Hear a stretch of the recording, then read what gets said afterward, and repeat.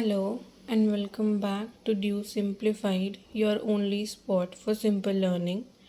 आज हम अपनी SEC फाइनेंस फॉर एवरीवन का यूनिट 2 कंप्लीट करने वाले हैं, जो कि हमने आधा पार्ट 1 में पढ़ लिया है। आज हम स्टार्ट करेंगे कैशलेस बैंकिंग से।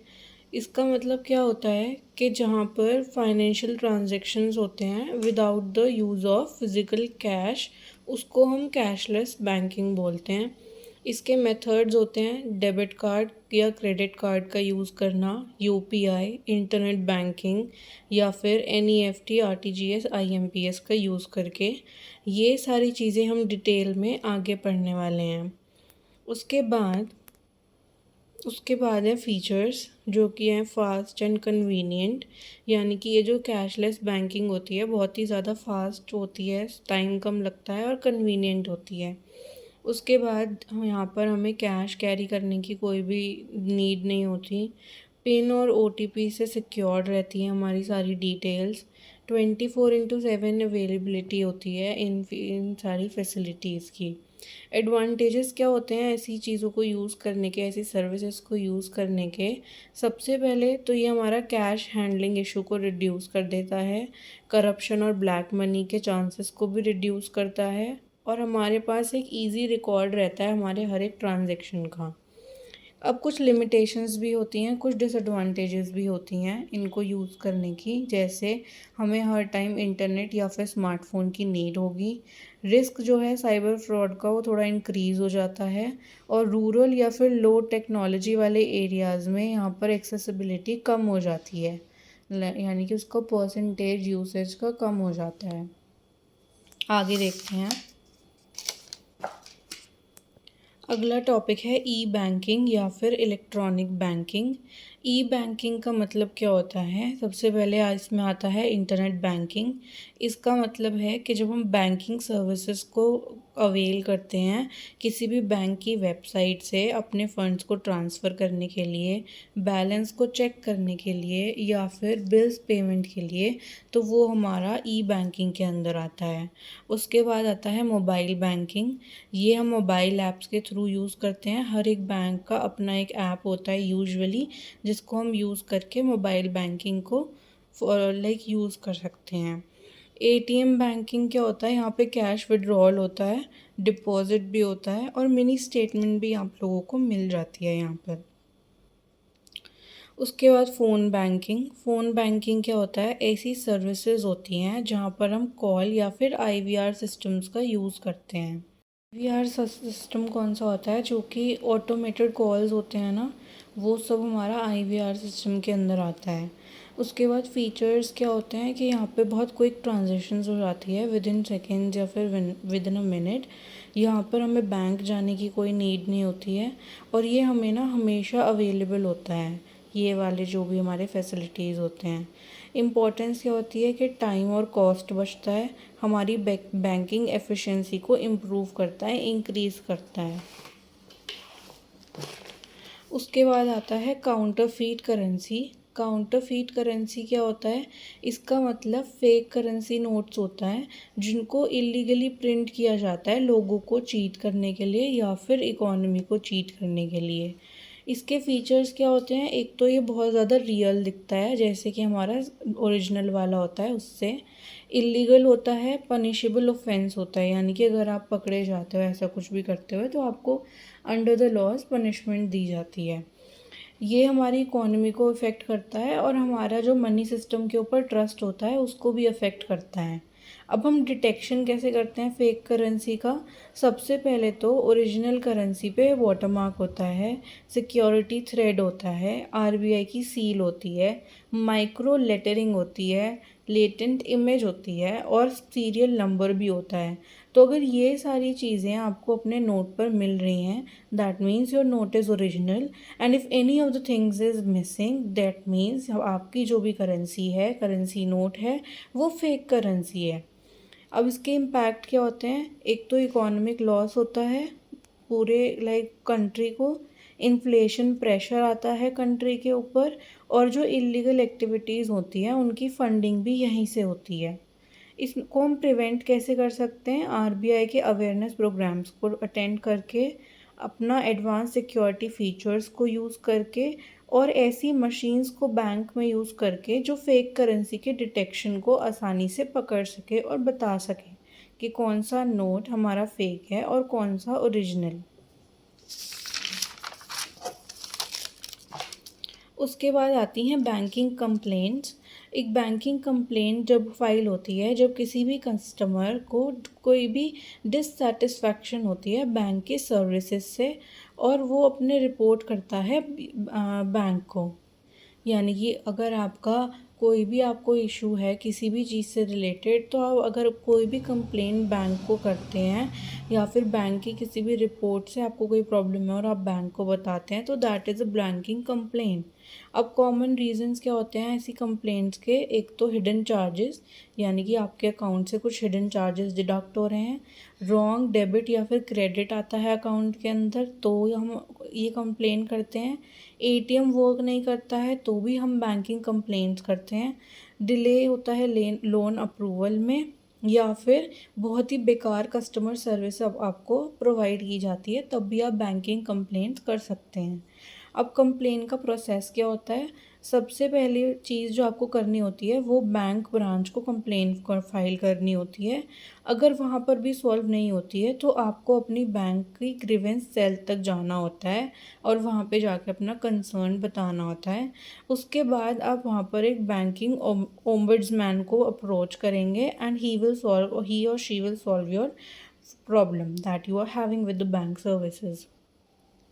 बैंकिंग ओम्बड्समैन क्या होता है? बैंकिंग ओम्बड्समैन एक ऑफिशियल अपॉइंटेड इंसान होता है रिजर्व बैंक ऑफ इंडिया के द्वारा, आरबीआई जिसको हम बोलते हैं, जिससे कि वो कस्टमर कंप्लेंट्स को रिजॉल्व कर सके बैंक के अगेंस्ट जितनी भी कंप्लेंट्स आई हैं एंड बैंक उनको एड्रेस करने में फेल हो जाता है, तो उस सिचुएशन में हम इनके पास जाते हैं। फीचर्स क्या होते हैं? फ्री ऑफ कॉस्ट सर्विस होती है, फास्ट होता है यहाँ पे जो भी हमारा एड्रेसिंग सिस्टम होता है, और आरबीआई के अंडर ये सारा वर्क होता है। कंप्लेंट्स कौन कौन सी हम यहाँ पर करवा सकते हैं? एटीएम डेबिट कार्ड के इशू से related, loan disputes, account related problems, delay in services, यानी कि अगर आपको कोई पर्टिकुलर सर्विस अवेल करनी है and you are facing a delay in achieving that, तो आप उसकी भी कंप्लेन कर सकते हो। अनऑथराइज ट्रांजेक्शन्स, यानी कि आपको पता ही नहीं है कि वो ट्रांजेक्शन्स क्यों शो हो रहे हैं या क्यों किए गए हैं आपके अकाउंट से, तो आप उन सब चीज़ों की डिटेल्स के लिए भी यहाँ पर कंप्लेन फाइल कर सकते हो। प्रोसेस क्या होता है? सबसे पहले तो आपको बैंक से ही कंप्लेन फाइल करनी होती है। अगर वहाँ से आपको 30 डेज़ के अंदर कोई रिस्पॉन्स नहीं मिलता है, तब आप जाते हो ऑम्बड्समैन के पास। ऑम्बड्समैन इन्वेस्टिगेट करता है और फिर लास्ट में अपना डिसीजन देता है कि अब इस पर्टिकुलर सिचुएशन में क्या करना बेस्ट होगा। इम्पोर्टेंस क्या है कि कस्टमर के राइट्स को प्रोटेक्ट किया जाता है, बैंकिंग की ट्रांसपेरेंसी को इम्प्रूव किया जाता है, और बैंकिंग सिस्टम के अंदर जो लोगों का ट्रस्ट होता है उसको बिल्ड करने में हेल्प करता है। अब आता है सिबिल, यानी कि credit information bureau India limited. ये होती है सिबिल की फुल फॉर्म, जो आपको पता होनी चाहिए, it is important. Credit information bureau India limited, ये इंडिया का मेजर क्रेडिट इंफॉर्मेशन कंपनी है जो कि मेंटेन करता है क्रेडिट रिकॉर्ड्स हर एक इंडिविजुअल के या फिर बिजनेसेस के। अब सिबिल स्कोर होता क्या है? क्या मेंटेन करना होता है, होती क्या है ये चीज़? तो सिबिल स्कोर एक 3 डिजिट नंबर होता है जो कि 300 से शुरू होता है और 900 तक एक्सीड होता है। अगर आपका स्कोर हायर है तो आपके क्रेडिट वर्दीनेस का इम्प्रूवमेंट होता है, यानी कि आप बहुत सारी फैसिलिटीज़ आपको प्रीमियम क्वालिटी में मिल सकती हैं अगर आपका स्कोर सिबिल अच्छा है। उसके बाद अगर आपके पास लोअर स्कोर है तो आपके लोन भी बहुत मुश्किल से मिलता है, क्योंकि बैंक सबसे पहले लोन देने से पहले, अप्रूव करने से पहले आपका सिबिल स्कोर चेक करती है। उसके बाद अगर आपका 750 है या फिर उससे ज़्यादा है तो उसको हमें गुड सिबिल कोड स्कोर के अंदर कंसीडर करते हैं। अब इसकी इम्पोर्टेंस क्या होती है कि ये ना बैंक को हेल्प करता है डिसाइड करने में कि उनको लोन या फिर क्रेडिट कार्ड को अप्रूवमेंट देनी है या नहीं देनी है किसी भी इंडिविजुअल या बिजनेस को। तो ये सारी चीज़ें उसका सिबिल स्कोर ही डिसाइड करता है। ये लोन अमाउंट को भी इन्फ्लुएंस करता है और कितना आपको इंटरेस्ट रेट लगेगा आपके लोन अमाउंट पे वो भी डिसाइड करता है। अब सिविल स्कोर के फैक्ट रिकॉर्ड कैसे होता है, सिविल स्कोर कैलकुलेट कैसे होता है। अगर आप टाइमली रीपे करते रहोगे अपने लोन्स को तो आपका सिविल स्कोर इम्प्रूव होता है। क्रेडिट कार्ड का यूसेज कितना करते हो उस चीज़ से सिविल स्कोर इंक्रीज होता है। नंबर ऑफ़ लोन्स कितने लिए हैं और लोन डिफ़ॉल्ट्स यानी कि कितने रीपे नहीं करे हैं, ये सारे फैक्टर्स मिला के हमें बताते हैं कि आपको आपका सिविल स्कोर कैसा होगा, या तो वो इंक्रीज़ होगा या फिर वो डिक्रीज़ होगा। उसके बाद आता है ATM, automated teller machine. ATM क्या होता है, एक इलेक्ट्रॉनिक मशीन होता है जो कस्टमर्स को अलाउ करता है कि वो बैंकिंग प्रोग्राम ट्रांजेक्शन्स को परफॉर्म कर सकते हैं बैंक जाए बिना। इस कौन कौन सी सर्विसेज ये हमें प्रोवाइड करता है, एक तो कैश विड्रॉल, बैलेंस हम अगर हमें चेक करना है वो, मिनी स्टेटमेंट हमें प्रोवाइड करता है, कैश डिपॉजिट या फिर अपना पिन चेंज करना है तो वो भी हम यहाँ पर एटीएम में कर सकते हैं। फीचर्स क्या होते हैं, 24/7 ओपन होता है, अवेलेबल होता है, फास्ट और कन्वीनियंट होता है, और यहाँ पर बैंक्स के अंदर क्राउड रिड्यूस हो जाता है अगर हम एटीएम्स का यूज़ करते हैं प्रॉपरली। अब हम बात करते हैं आरटीजीएस। आरटीजीएस का फुल फॉर्म क्या होता है, रियल टाइम ग्रॉस सेटलमेंट। ये सारे फुल फॉर्म्स आपको पता होने चाहिए। RTGS is real time gross settlement. यहाँ पर क्या होता है, ये एक इलेक्ट्रॉनिक फ़ंड ट्रांसफ़र सिस्टम होता है जहाँ पर मनी को ट्रांसफ़र किया जाता है इन रियल टाइम और एक इंडिविजुअल को होता है एक ही टाइम पर। इसके फीचर्स क्या हैं, ये लार्ज वैल्यू ट्रांजेक्शन्स के लिए यूज़ होता है, इंस्टेंटली ट्रांसफ़र हो जाता है फॉर लार्ज अमाउंट। जैसे एक पर्टिकुलर आप फ़ोन पे या फिर यूपीआई भी करते हो तो उसमें एक पर्टिकुलर लिमिट सेट होती है, बट आरटीजीएस इज़ समथिंग कि आप वहाँ पे लार्ज वैल्यू ट्रांजेक्शन्स भी कर सकते हो। प्रोसेस्ड इंडिविजुअली यानी कि एक टाइम पर एक ही इंसान को आप ट्रांसफ़र प्रोसेस कर सकते हो।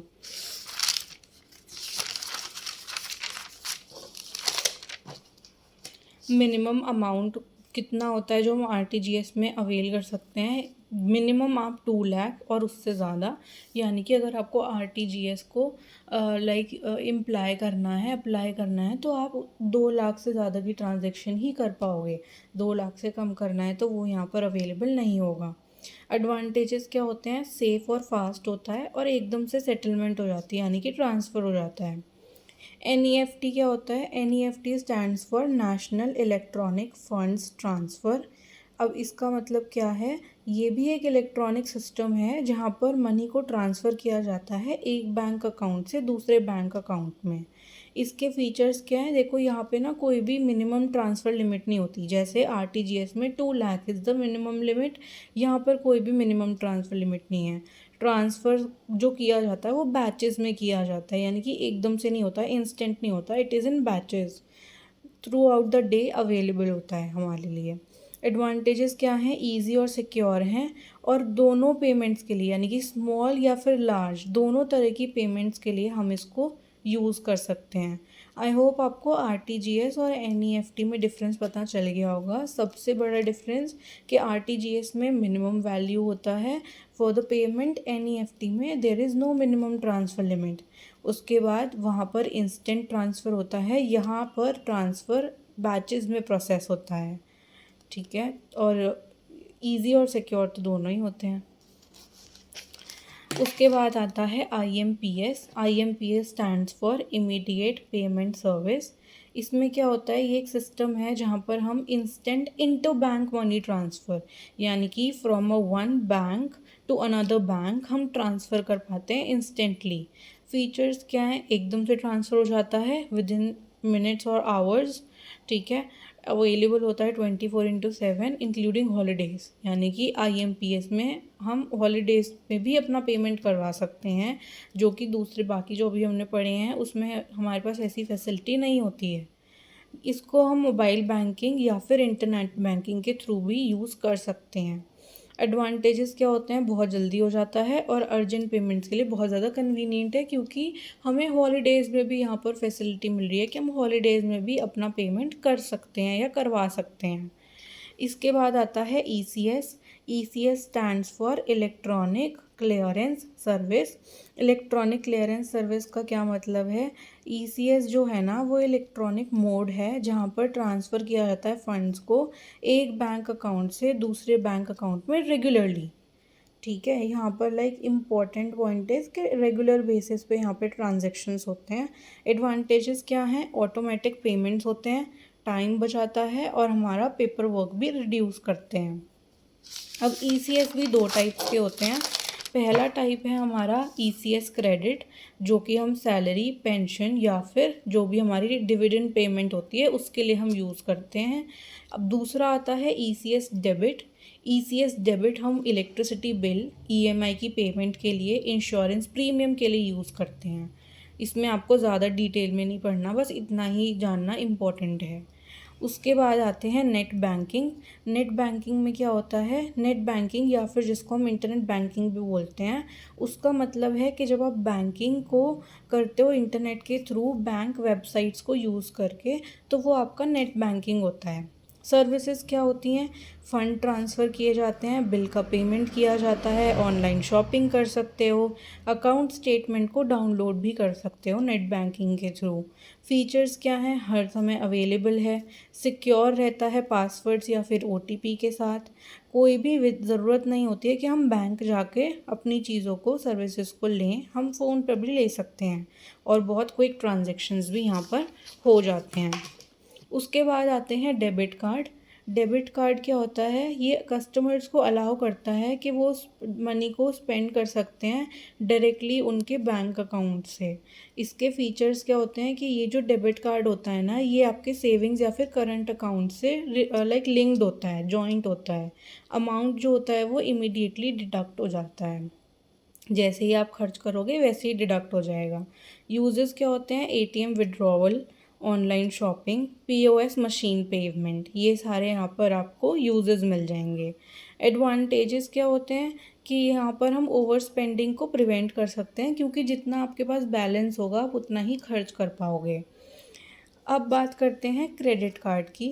क्रेडिट कार्ड हमें अलाउ करता है कि हम बोरो कर सकते हैं मनी को बैंक से एक सर्टेन लिमिट तक, यानी कि हर इंडिविजुअल के क्रेडिट कार्ड की लिमिट डिफरेंट होती है। तो यहाँ पर क्रेडिट कार्ड का मतलब क्या है कि आप बोरो कर रहे हो मनी बैंक से, लेकिन उसका भी एक लिमिट है कि आप कितना बोरो कर सकते हो। एडवांटेजेस क्या हैं? इमरजेंसीज़ के टाइम बहुत यूज़फुल होते हैं, क्योंकि अगर आपके पास पैसे नहीं हैं फॉर एनी कंडीशन, तो आप अपना क्रेडिट कार्ड यूज़ कर सकते हो। रिवॉर्ड पॉइंट्स मिलते हैं और कैशबैक भी यहाँ पर आपको मिलता है ऑन एवरी ट्रांजेक्शन। उसके बाद आते हैं फ़ीचर्स। फ़ीचर्स में हम देखते हैं कि इसमें सबसे बड़ा फेमस इसका जो मेन पॉइंट है वो है बाय नाउ पे लेटर, यानी कि आप ख़रीद तो अभी रहे हो जब आपका मन है, लेकिन आपको पेमेंट उसकी बाद में करनी है, क्योंकि अभी आपका क्रेडिट कार्ड पेमेंट कर रहा है, आपका बैंक पेमेंट कर रहा है on behalf of you. Monthly billing cycle होती है इसकी, यानी कि आपको मंथली एज अ बिल वहाँ पर पे करना होता है जितना भी आप पूरे महीने में खर्च करते हो। इंटरेस्ट चार्ज होता है अगर आप अनपे करते हो अपने पैसों को, यानी कि अगर आप महीने के एंड में पैसे नहीं देते हो तो उसके ऊपर आपको फिर इंटरेस्ट चार्ज होता है। रिस्क क्या होता है कि यहाँ पे ना ओवर स्पेंडिंग करते करते करते करते लोगों के ऊपर कर्जा हो जाता है, क्योंकि उनको उस टाइम पे पता नहीं होता है and they over spend money, क्योंकि अभी तो क्रेडिट कार्ड से जा रहे हैं पैसे, हमें पता ही नहीं चल रहा कि हम कितना खर्च कर रहे हैं, तो ये इसका एक रिस्क है।